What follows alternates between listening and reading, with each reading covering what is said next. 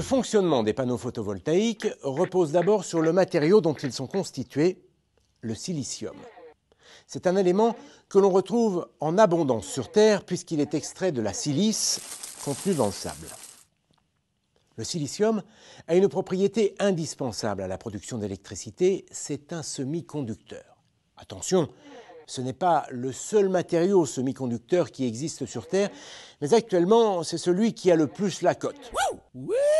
Ça va, pas la peine de rajouter non plus. Revenons à la fameuse propriété du silicium.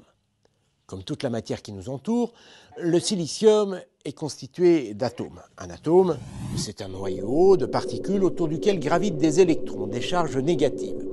Quand les panneaux photovoltaïques sont exposés à la lumière, les électrons du silicium s'agitent dans tous les sens. Ils passent d'un atome à l'autre. Pour autant, ça ne fait pas un courant électrique. Un courant électrique, c'est une circulation d'électrons dans un sens bien précis. Pour obtenir ce courant, on va doper le silicium. Mais non, pas comme ça. Le dopage du silicium est une opération qui consiste à obtenir d'un côté un surplus d'électrons et de l'autre un déficit d'électrons. On crée ce que l'on appelle une tension électrique. De cette manière, les électrons circulent toujours de la borne négative, qui possède un surplus d'électrons, un surplus de charge négative, vers la borne positive, qui, elle, présente un déficit d'électrons. Finalement, c'est ce qui se passe avec une pile et c'est exactement ce que l'on cherche à reproduire avec des panneaux photovoltaïques. Ils sont constitués de plusieurs couches. Sur la couche exposée à la lumière, on a ajouté du phosphore, autrement dit, un matériau dont les atomes possèdent davantage d'électrons que ceux du silicium. Et sur la couche inférieure, on a ajouté du bore, un matériau dont les atomes, cette fois, possèdent moins d'électrons que ceux du silicium. On obtient donc une sorte de pile, avec d'un côté une borne négative qui présente un surplus d'électrons grâce au phosphore, et de l'autre une borne positive qui présente un déficit d'électrons grâce au bore.